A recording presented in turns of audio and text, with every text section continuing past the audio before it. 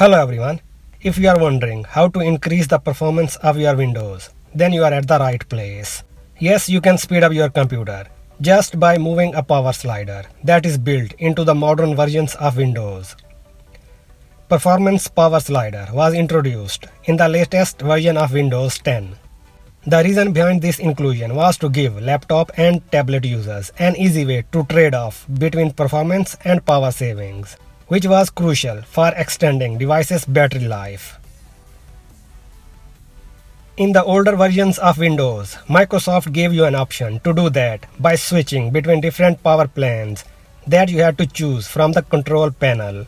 But now Microsoft offers you to boost Windows performance by using a performance power slider that is developed in a simple and easy way to understand how your system consumes energy.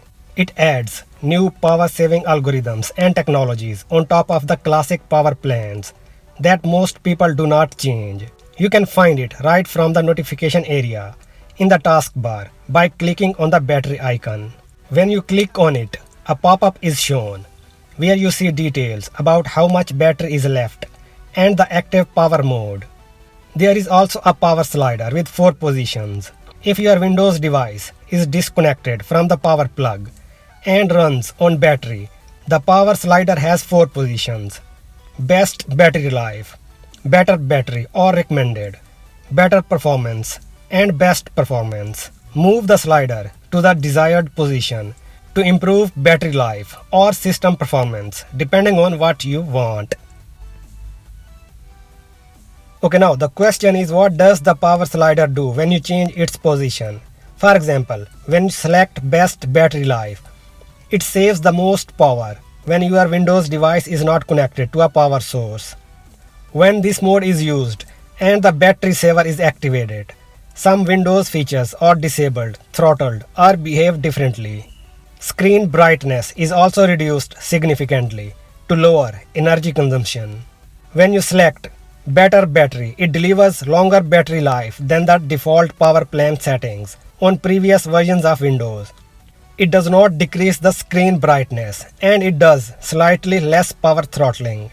In some cases, users see this mode labeled recommended rather than better battery in their power slider. When you choose better performance, it is the default power slider mode that slightly favors performance over battery life and is suitable for users who want to trade power for their better performance. When using their applications. Finally, best performance. It favors performance over power savings. It is targeted at users who desire the best performance possible for their games and applications. If you want battery life, this is the worst power slider to use. So in reality, each power slider setting is a mini power plan. Instead, you will notice more or less responsiveness in programs, depending on where you have set the power slider. But one big difference between each of the settings is the behavior of background programs that you do not directly interact with in a given time. By default, Windows throttles CPU frequency for these programs to save energy, but if you see slower performance, you can change the slider to the best performance, which disables background throttling completely. So ultimately, you have to play around and see which setting gives you the best balance of power savings and performance in whatever situations you use your Windows computer for. Okay, now it is also important to note that power slider is different from power plans.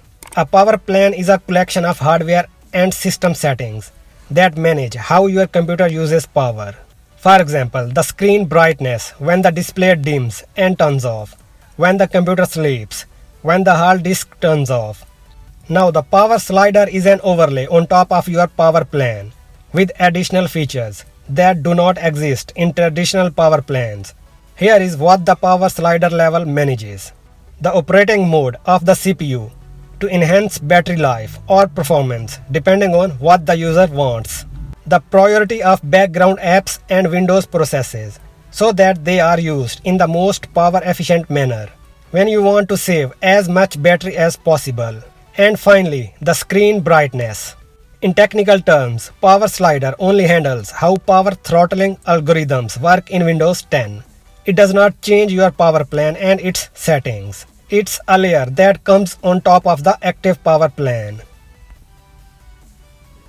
Now the most important thing to remember is that Power Slider works only on systems with AMD and Intel processors that have the Intel Speed Shift technology. For example, it works with Intel's 6th generation Skylake processors. Newer AMD Ryzen and Intel processors all support this feature.